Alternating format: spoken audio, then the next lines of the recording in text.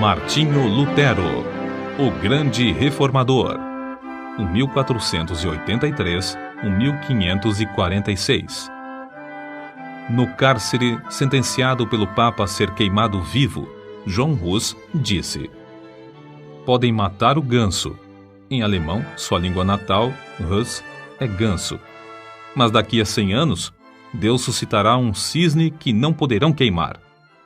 Enquanto caía a neve e o vento frio uivava como fera em redor da casa, nascia esse cisne em Eisleben, Alemanha.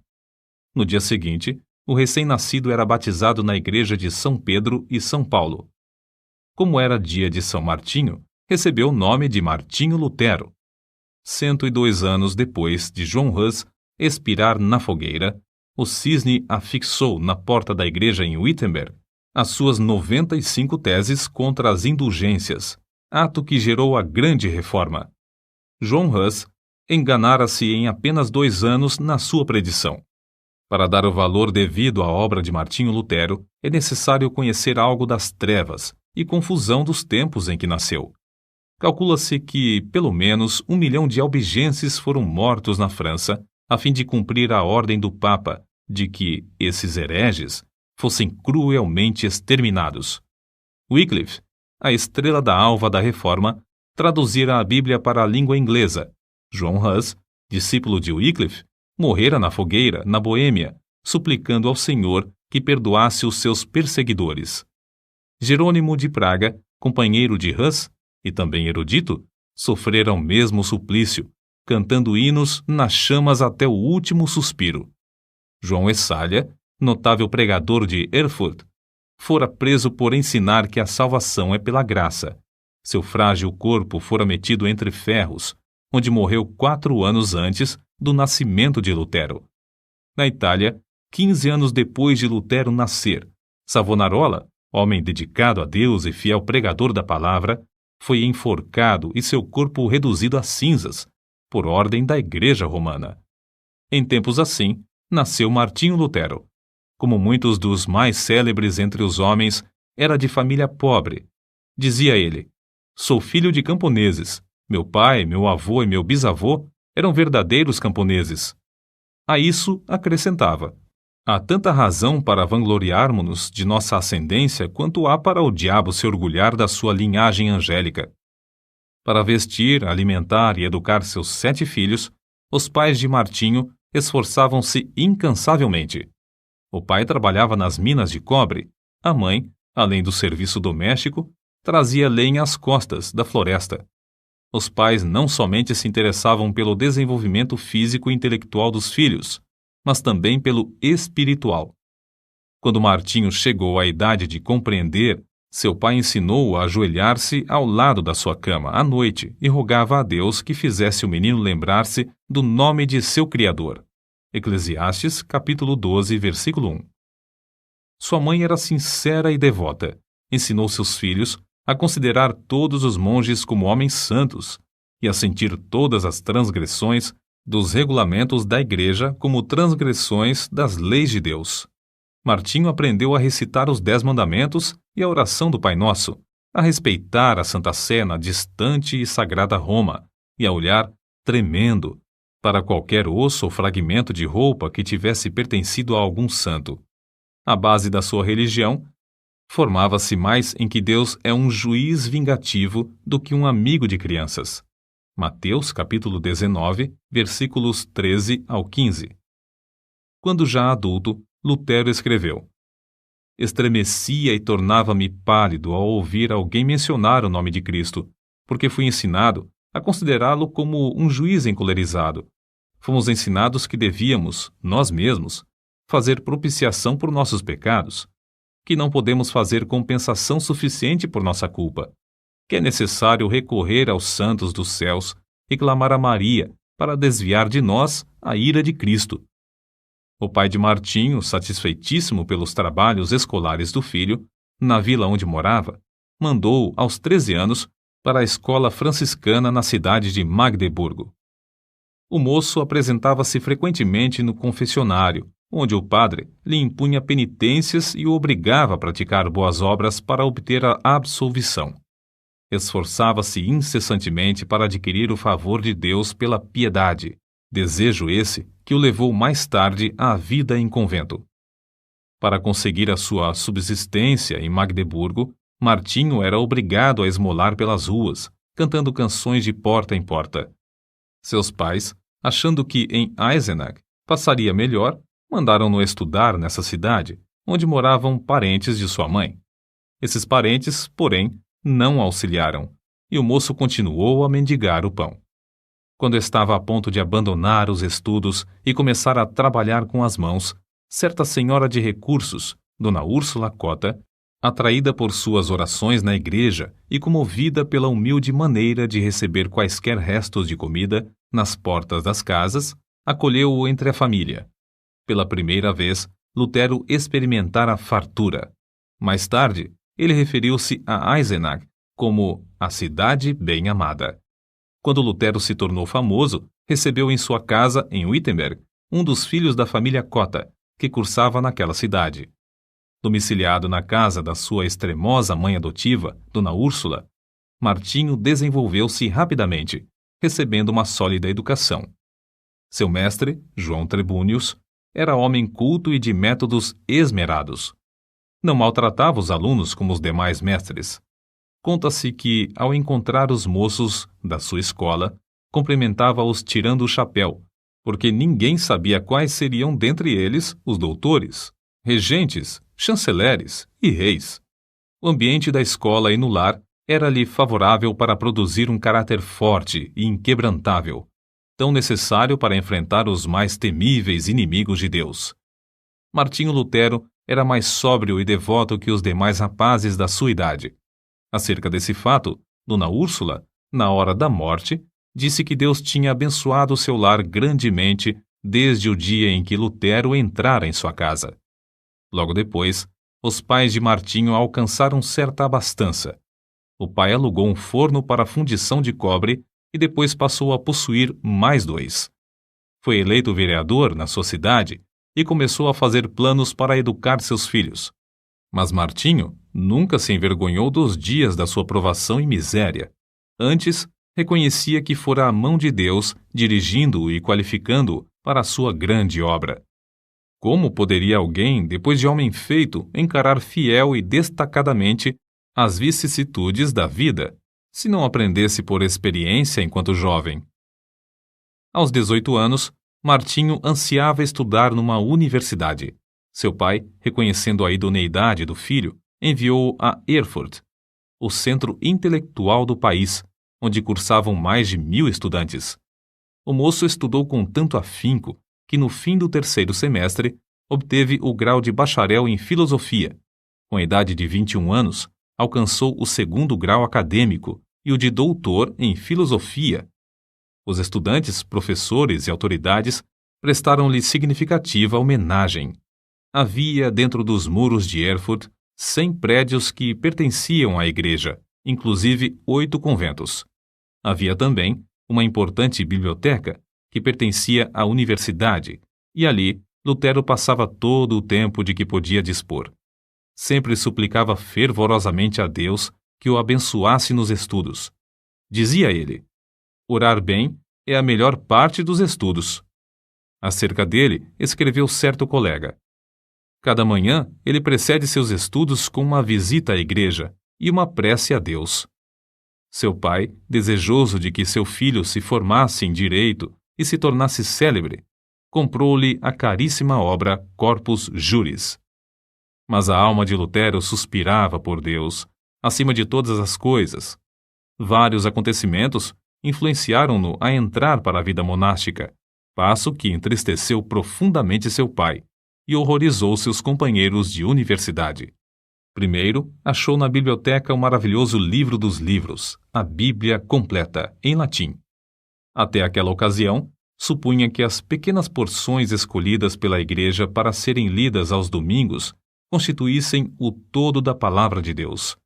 Depois de uma longa leitura, exclamou: "Oh, se a providência me desse um livro como este, só para mim!" Continuando a ler as Escrituras, seu coração começou a perceber a luz e a sua alma a sentir ainda mais sede de Deus. A essa altura, quando se bacharelou, os estudos custaram-lhe uma doença que o levou às portas da morte. Assim, a fome pela palavra de Deus ficou ainda mais enraizada no coração de Lutero. Algum tempo depois da sua enfermidade, em viagem para visitar a família, sofreu um golpe de espada e 2 vezes quase morreu antes que um cirurgião pudesse tratar-lhe a ferida. Para Lutero, a salvação da sua alma ultrapassava qualquer outro anelo. Certo dia, um de seus íntimos amigos da universidade foi assassinado. Ah! Exclamou Lutero, horrorizado. O que seria de mim se eu tivesse sido chamado desta para outra vida tão inopinadamente? Mas, de todos esses acontecimentos, o que mais o abalou em espírito foi o que experimentou durante uma terrível tempestade quando voltava de visitar seus pais. Não havia abrigo próximo. Os céus estavam em brasa. Os raios rasgavam as nuvens a cada instante. De repente, um raio caiu ao seu lado. Lutero, tomado de grande susto e sentindo-se perto do inferno, prostrou-se gritando: Santana, salva-me e tornar-me-ei monge. Lutero chamava a esse incidente a minha estrada, caminho de Damasco, e não tardou em cumprir a sua promessa feita a Santana. Convidou então os seus colegas para cearem com ele. Depois da refeição, enquanto eles se divertiam com palestras e música, repentinamente anunciou-lhes que dali em diante poderiam considerá-lo como morto, pois ia entrar para o convento. Debalde os seus companheiros procuraram dissuadi-lo do seu plano.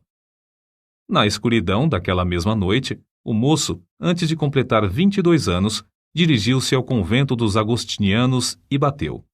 A porta abriu-se e Lutero entrou. O professor admirado e festejado, a glória da universidade, aquele que passara os dias e as noites curvado sobre os livros, tornara-se irmão agostiniano. O mosteiro dos agostinianos era o melhor dos claustros de Erfurt. Seus monges eram os pregadores da cidade, estimados por suas obras entre os pobres e oprimidos. Nunca houve naquele convento um monge mais submisso, mais devoto, mais piedoso do que Martinho Lutero. Submetia-se aos serviços mais humildes, como de porteiro, coveiro, varredor da igreja e das celas dos monges. Não recusava mendigar o pão cotidiano para o convento nas ruas de Erfurt. Durante o ano de noviciado, antes de Lutero ser feito monge, seus amigos fizeram tudo para dissuadi-lo de confirmar esse passo. Os companheiros, os quais convidara para a ceia e anunciara a intenção de ser monge, ficaram no portão do convento 2 dias, esperando que ele voltasse. Seu pai, vendo que seus rogos eram inúteis e que todos os seus anelantes planos acerca do filho iam fracassar, quase enlouqueceu. Assim se justificou Lutero. Fiz a promessa a Santana para salvar a minha alma. Entrei para o convento e aceitei esse estado espiritual somente para servir a Deus e ser-lhe agradável durante a eternidade. Quão grande, porém, era a sua ilusão, depois de procurar crucificar a carne pelos jejuns prolongados, pelas privações mais severas e com vigílias sem conta, achou que, embora encarcerado na sua cela, tinha ainda de lutar contra os maus pensamentos. Sua alma clamava: dá-me santidade ou morro por toda a eternidade. Leva-me ao rio de água pura, e não a estes mananciais de águas poluídas. Traze-me as águas da vida, que saem do trono de Deus. Certo dia, Lutero achou na biblioteca do convento uma velha Bíblia, latina, presa à mesa por uma cadeia. Achara, enfim, um tesouro infinitamente maior que todos os tesouros literários do convento. Ficou tão embevecido que, durante semanas inteiras, deixou de repetir as orações diurnas da ordem. Então, despertado pelas vozes da sua consciência, arrependeu-se de seu desleixo.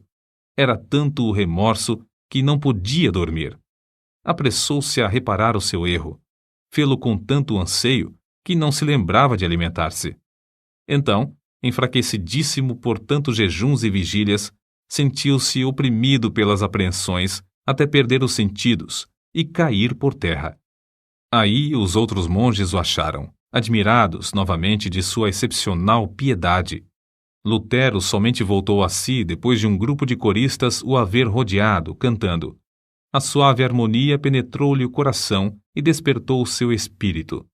Ainda assim, lhe faltava a paz perpétua para a alma. Ainda não havia ouvido cantar o coro celestial. Glória a Deus nas alturas, paz na terra, boa vontade para com os homens. Nessa altura, o vigário-geral da ordem agostiniana, Staupitz, visitou o convento. Era homem de grande discernimento e devoção enraizada. Compreendendo logo o problema do jovem monge, ofereceu-lhe uma Bíblia na qual Lutero leu que o justo viverá da fé. Por quanto tempo tinha ele anelado! Oh, se Deus me desse um livro destes só para mim! Agora ele o possuía. Na Bíblia achou grande consolação, mas a leitura não podia completar-se em um dia. Ficou mais determinado do que nunca a alcançar paz para sua alma, na vida monástica, jejuando e passando noites a fio sem dormir. Gravemente enfermo, exclamou: os meus pecados, os meus pecados! Apesar de sua vida ter sido livre de manchas, como ele afirmava e outros testificavam, sentia sua culpa perante Deus, até que um velho monge lembrou-lhe uma palavra do credo: creio na remissão dos pecados. Viu então que Deus não somente perdoara os pecados de Daniel e de Simão Pedro, mas também os seus. Pouco tempo depois desses acontecimentos, Lutero foi ordenado padre. A primeira missa que celebrou foi um grande evento. O pai, irreconciliável desde o dia em que o filho abandonara os estudos de advocacia, assistiu à primeira missa de Lutero, vindo a cavalo de Mansfield, com uma boa oferta para o convento, acompanhado de 25 amigos. Depois de completar 25 anos de idade, Lutero foi nomeado para a cadeira de filosofia em Wittenberg, para onde se mudou a fim de viver no convento da sua ordem. Sua alma, porém, anelava pela palavra de Deus e pelo conhecimento de Cristo. No meio das ocupações do professorado, dedicou-se ao estudo das Escrituras e, no primeiro ano, conquistou o grau de bacalaureus ad Bíblia. Sua alma ardia com o fogo dos céus. De todas as partes acorriam multidões para ouvir os seus discursos, os quais fluíam abundante e vivamente do seu coração, sobre as maravilhosas verdades reveladas nas Escrituras. Um dos mais afamados professores de Leipzig, conhecido como Luz do Mundo, disse: este frade há de envergonhar todos os doutores. Há de propalar uma doutrina nova e reformar toda a igreja, porque ele se baseia na palavra de Cristo, palavra à qual ninguém no mundo pode resistir e que ninguém pode refutar, mesmo atacando-a com todas as armas da filosofia. Um dos pontos iluminantes da biografia de Lutero é a sua visita a Roma. Havia surgido uma disputa renhida entre 7 conventos dos agostinianos, os quais decidiram deixar os pontos de dissidência para o Papa resolver. Lutero, sendo o homem mais hábil e eloquente, além de altamente apreciado e respeitado por todos os que o conheciam, foi escolhido para representar o seu convento em Roma. Fez a viagem a pé, acompanhado de outro monge. Nesse tempo, Lutero ainda continuava a dedicar-se fiel e inteiramente à Igreja Romana. Quando, por fim, chegaram ao ponto da estrada onde se avistava a famosa cidade, Lutero caiu em terra e exclamou: saúdo-te, santa cidade! Os 2 monges passaram um mês em Roma, visitando os vários santuários e os lugares de peregrinação. Lutero celebrou missa 10 vezes. Lastimou, ao mesmo tempo, que seus pais ainda não tivessem morrido a fim de poder resgatá-los do purgatório. Um dia, subindo a santa escada de joelhos, desejando a indulgência que o chefe da igreja prometia por esse ato, ressoaram nos seus ouvidos, como voz de trovão, as palavras de Deus: o justo viverá da fé. Lutero ergueu-se e saiu envergonhado. Depois da corrupção generalizada que viu em Roma, sua alma aderiu à Bíblia mais que nunca. Ao chegar novamente ao seu convento, o vigário-geral insistiu em que desse os passos necessários para obter o título de doutor, com o qual teria o direito de pregar. Lutero, porém, reconhecendo a grande responsabilidade perante Deus e não querendo ceder, disse: Não é de pouca importância que o homem fale em lugar de Deus. Ah, senhor doutor, fazendo isso, me tirais a vida, não resistirei mais que 3 meses. O vigário-geral respondeu-lhe: seja assim, em nome de Deus, pois o Senhor Deus também necessita nos céus de homens dedicados e hábeis. O coração de Lutero, elevado à dignidade de doutor em teologia, abrasava-se ainda mais do desejo de conhecer as Sagradas Escrituras e foi nomeado pregador da cidade de Wittenberg. Os livros que estudou e as margens cheias de anotações que escreveu em letras miúdas servem aos eruditos atuais como exemplo de como cuidadosa e minuciosamente estudava tudo em ordem. Acerca da grande transformação da sua vida nesse tempo, ele mesmo escreve: desejando ardentemente compreender as palavras de Paulo, comecei o estudo da Epístola aos Romanos. Porém, logo no primeiro capítulo, consta que a justiça de Deus se revela no Evangelho. Versículos 16 e 17. Eu detestava as palavras a justiça de Deus, porque, conforme fui ensinado, eu a considerava como um atributo do Deus Santo, que o leva a castigar os pecadores. Apesar de viver irrepreensivelmente como monge, a consciência perturbada me mostrava que era pecador perante Deus. Assim, odiava a um Deus justo que castiga os pecadores. Senti-me ferido de consciência, revoltado intimamente.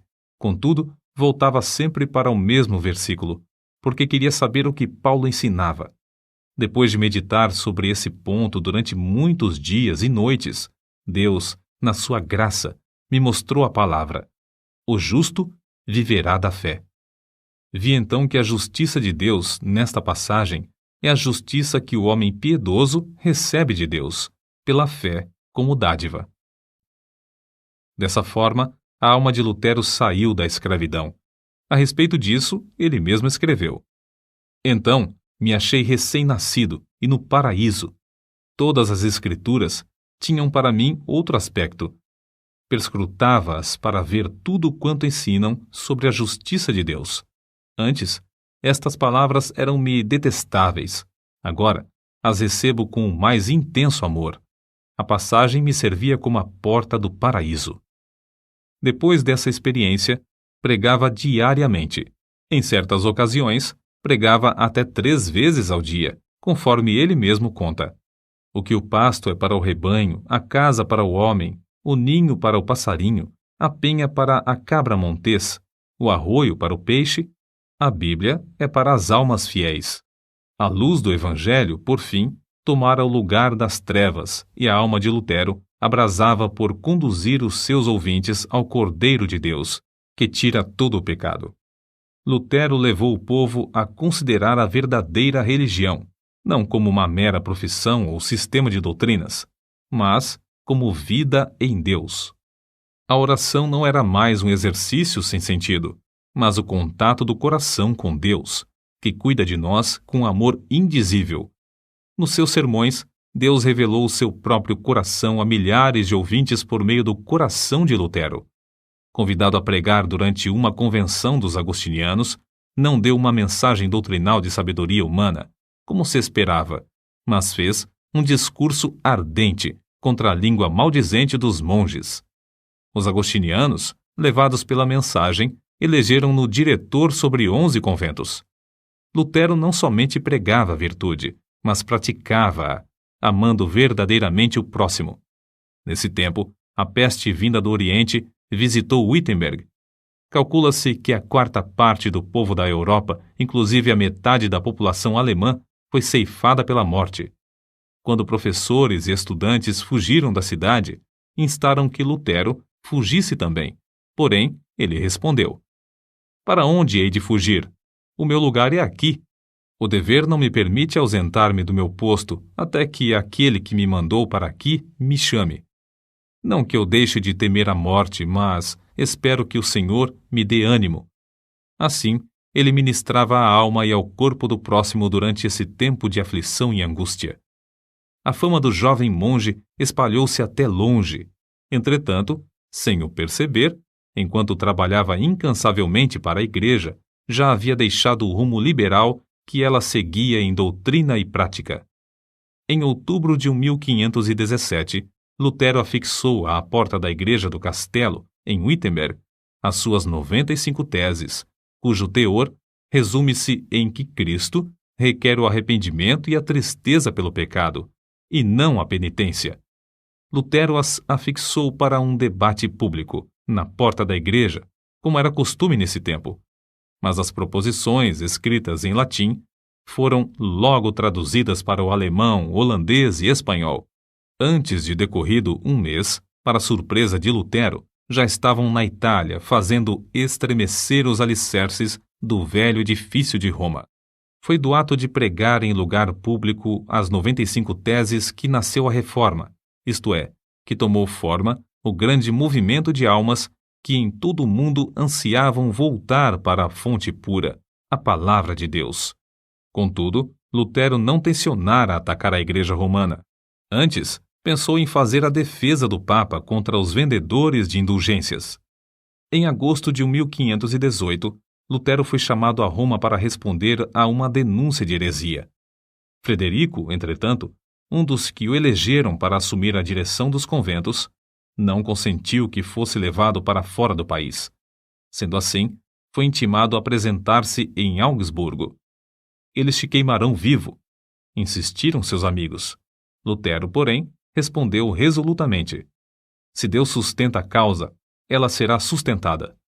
A ordem do núncio do Papa em Augsburgo foi: retrata-se ou não voltará daqui.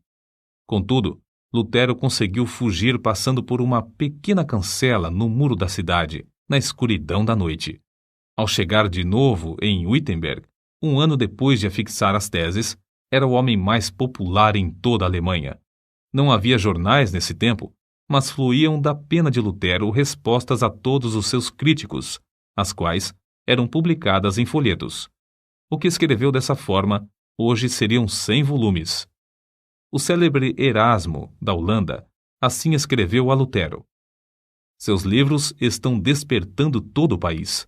Os mais eminentes da Inglaterra gostam de seus escritos.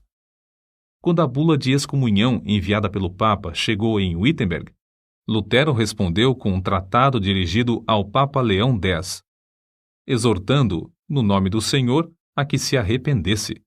A bula do Papa foi queimada fora do muro da cidade de Wittenberg, perante grande ajuntamento do povo. Assim escreveu Lutero ao vigário-geral. No momento de queimar a bula, estava tremendo e orando, mas agora estou satisfeito de ter praticado este ato enérgico. Lutero não esperou até que o Papa o excomungasse, mas deu logo o pulo da Igreja Romana para a Igreja do Deus vivo. Nesse ínterim, o imperador Carlos V, que ia convocar sua primeira dieta, Assembleia Política, na cidade de Worms, queria que Lutero comparecesse para responder pessoalmente aos seus acusadores. Os amigos de Lutero insistiam em que se recusasse a ir. Não fora John Hus entregue a Roma para ser queimado apesar da garantia de vida por parte do imperador? Mas em resposta a todos os que se esforçavam por dissuadi-lo de comparecer perante seus terríveis inimigos, Lutero, fiel à chamada de Deus, respondeu: ainda que haja em Worms tantos demônios quantas sejam as telhas nos telhados, confiando em Deus, eu aí entrarei. Depois de dar ordens acerca do trabalho, no caso de ele não voltar, partiu. Na sua viagem para Worms, o povo afluía em massa para ver o grande homem que teve coragem de desafiar a autoridade do Papa. Em Mora, pregou ao ar livre, porque as igrejas não mais comportavam as multidões que queriam ouvir seus sermões.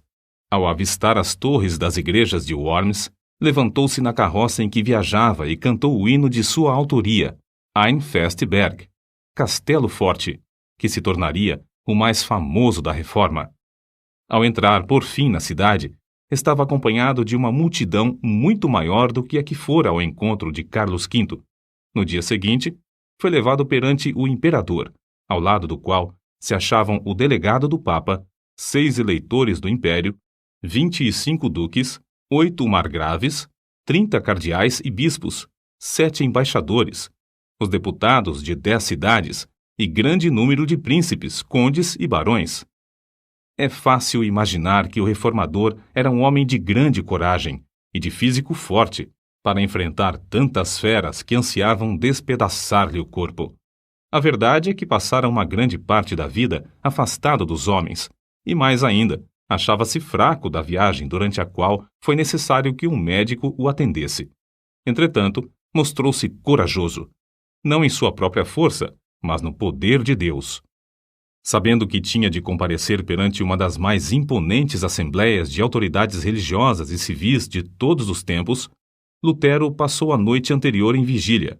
Prostrado com o rosto em terra, lutou com Deus, chorando e suplicando. Um dos seus amigos ouviu-o orar assim: Ó Deus Todo-Poderoso, a carne é fraca, o diabo é forte. Ah, Deus, meu Deus, que perto de mim estejas contra a razão e a sabedoria do mundo. Falo, pois somente tu podes fazer. Não é a minha causa, mas sim a tua. Que tenho eu com os grandes da terra? É a tua causa, Senhor, a tua justa e eterna causa. Salva-me, ó Deus fiel, somente em ti confio. Ó Deus, meu Deus, vem, estou pronto a dar como um cordeiro a minha vida. O mundo não conseguirá prender a minha consciência, ainda que esteja cheio de demônios. E se o meu corpo tem de ser destruído, a minha alma te pertence e estará contigo eternamente. Conta-se que, no dia seguinte, na ocasião de Lutero transpor a porta para comparecer perante a Dieta, o veterano general Freudsburgo colocou a mão no ombro do reformador e disse-lhe: Pequeno monge, vais a um encontro diferente, que eu ou qualquer outro capitão jamais experimentamos, mesmo nas nossas conquistas mais ensanguentadas. Contudo, se a causa é justa e sabes que o é, avança no nome de Deus, e não temas nada. Deus não te abandonará. O grande general não sabia que Martinho Lutero vencera a batalha em oração e que entrava somente para declarar-lhes que a havia vencido de maiores inimigos. Quando o núncio do Papa exigiu de Lutero, perante a augusta Assembleia, que se retratasse, ele respondeu: Se não me refutardes pelo testemunho das Escrituras ou por argumentos, uma vez que não creio somente nos papas e nos concílios, por ser evidente que já muitas vezes se enganaram e se contradisseram uns aos outros, a minha consciência tem de ficar submissa à palavra de Deus. Não posso retratar-me, nem me retratarei de qualquer coisa, pois não é justo nem seguro agir contra a consciência. Deus me ajude. Amém. De volta ao seu aposento, Lutero levantou as mãos ao céu e exclamou com o rosto todo iluminado: Está cumprido, está cumprido. Se eu tivesse 1000 cabeças, preferiria que todas fossem decepadas antes de me retratar. A cidade de Worms, ao receber as notícias da ousada resposta de Lutero ao núncio do Papa, alvoroçou-se. As palavras do reformador foram publicadas e espalhadas entre o povo, que afluiu para honrá-lo. Apesar de os papistas não conseguirem influenciar o imperador a violar o salvo-conduto, para que pudessem queimar numa fogueira o assim chamado herege, Lutero teve de enfrentar outro grave problema. O edito de excomunhão entraria imediatamente em vigor, e Lutero, por causa dessa penalidade, era considerado criminoso. Ao findar o prazo do seu salvo-conduto, devia ser entregue ao imperador. Todos os seus livros deviam ser apreendidos e queimados, e o ato de ajudá-lo, de qualquer maneira, era também considerado crime capital. Mas para Deus é fácil cuidar dos seus filhos. Lutero, regressando a Wittenberg, foi repentinamente rodeado num bosque por um bando de cavaleiros mascarados que, depois de despedirem as pessoas que o acompanhavam, conduziram-no alta noite ao castelo de Wartburgo, perto de Eisenach. Isto foi um estratagema do príncipe da Saxônia para salvar Lutero dos inimigos que planejavam assassiná-lo antes de chegar à casa. No castelo, Lutero passou muitos meses disfarçado. Usou o nome de Cavaleiro Jorge e foi tido como morto. Fiéis servos de Deus oravam dia e noite pelo reformador. As palavras do pintor Alberto Dürer exprimem o sentimento do povo. Ó Deus, se Lutero fosse morto, quem agora nos exporia o Evangelho? Contudo, no seu retiro, livre dos inimigos, foi-lhe concedida a liberdade de escrever, E o mundo logo soube, pela grande quantidade de literatura produzida, que a obra saía de sua pena e que, de fato, Lutero vivia. O reformador conhecia bem o hebraico e o grego, e em 3 meses tinha vertido todo o Novo Testamento para o alemão. Em poucos meses mais, a obra estava impressa e nas mãos do povo. 100.000 exemplares foram vendidos em 40 anos, além das 52 edições impressas em outras cidades. Era circulação imensa para aquele tempo, mas Lutero não aceitou 1 centavo de direitos. A maior obra de toda a sua vida, sem dúvida, fora a de dar ao povo alemão a Bíblia na sua própria língua, depois de seu retorno a Wittenberg. Já existiam outras traduções, mas escritas numa forma de alemão latinizado que o povo não compreendia. A língua alemã, desse tempo, era um agregado de dialetos, mas Lutero, ao traduzir a Bíblia, deu ao povo a língua que serviu depois a homens como Goethe e Schiller, na elaboração de suas próprias obras. O êxito de Lutero em traduzir as Sagradas Escrituras para o uso das mais humildes verifica-se no fato de que, depois de 4 séculos, sua tradução permanece como a principal. Outra coisa que contribuiu para o êxito da tradução de Lutero é que ele era erudito em hebraico e grego e traduziu direto das línguas originais. Contudo, o valor da sua obra não se baseia tão somente em seus indiscutíveis dotes literários. O que lhe conferiu realidade foi que o reformador conhecia a Bíblia, como ninguém podia conhecê-la, sem primeiro sentir a angústia eterna e achar nas Escrituras a verdadeira e profunda consolação. Lutero conhecia intimamente e amava com sinceridade o autor do livro. O resultado foi que o seu coração abrasou-se com o fogo e poder do Espírito Santo. Foi esse o segredo de ele traduzir tudo para o alemão em tão pouco tempo. Como todos sabem, a fortaleza de Lutero e da Reforma foi a Bíblia. Escreveu de Wartburgo para o seu povo em Wittenberg. Jamais em todo o mundo se escreveu um livro mais fácil de compreender do que a Bíblia.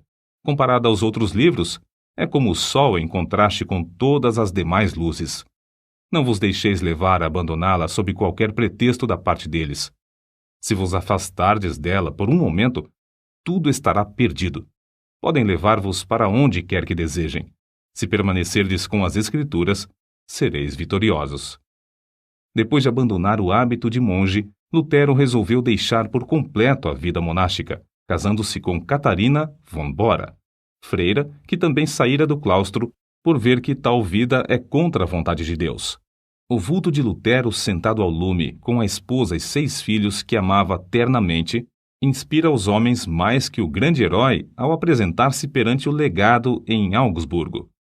Nos cultos domésticos, a família rodeava um harmônio, com o qual louvavam a Deus juntos. O reformador lia o livro que traduzira para o povo, e depois louvavam a Deus e oravam, até sentirem a presença divina entre eles. Havia entre Lutero e sua esposa profundo amor, de um para com o outro. São de Lutero estas palavras: Sou rico. Deus me deu a minha freira e 3 filhos. Não me importo das dívidas. Catarina paga tudo. Catarina von Bora era estimada por todos. Alguns, de fato, censuravam-na porque era demasiado econômica. Mas que teria acontecido a Martinho Lutero e à família se ela tivesse feito como ele? Dizia-se que ele, aproveitando-se da doença dela, cedeu seu prato de comida a certo estudante que estava com fome. Não aceitava um kreuzer, moeda, dos seus alunos e recusava vender seus escritos, deixando todo o lucro para os tipógrafos. Nas suas meditações sobre as Escrituras, muitas vezes se esquecia das refeições. Ao escrever o comentário sobre o Salmo 23, passou 3 dias no quarto comendo somente pão e sal. Quando a esposa chamou um serralheiro e quebraram a fechadura, acharam-no escrevendo, mergulhado em pensamentos e esquecido de tudo em redor. É difícil concebermos a magnitude das coisas que devemos atualmente a Martinho Lutero. O grande passo que deu para que o povo ficasse livre para servir a Deus, como ele mesmo ensina, está além da nossa compreensão. Era grande músico e escreveu alguns dos hinos mais espirituais cantados atualmente. Compilou o primeiro inário e inaugurou o costume de todos os participantes dos cultos cantarem juntos. insistiu em que não somente os do sexo masculino, mas também os do feminino, fossem instruídos, tornando-se, assim, o pai das escolas públicas. Antes dele, o sermão dos cultos era de pouca importância, mas Lutero fez do sermão a parte principal do culto. Ele mesmo serviu de exemplo para acentuar esse costume. Era pregador de grande porte. Considerava-se como sendo nada, mas a mensagem saía-lhe do íntimo do coração, e o povo sentia a presença de Deus. Em Zwickau, pregou a um auditório de 25.000 pessoas na praça pública. Calcula-se que tenha escrito 180 volumes na língua materna e quase um número igual em latim. Apesar de sofrer de várias doenças, sempre se esforçava dizendo: se eu morrer na cama, será uma vergonha para o Papa. Os homens geralmente querem atribuir o grande êxito de Lutero à sua extraordinária inteligência e aos seus destacados dons.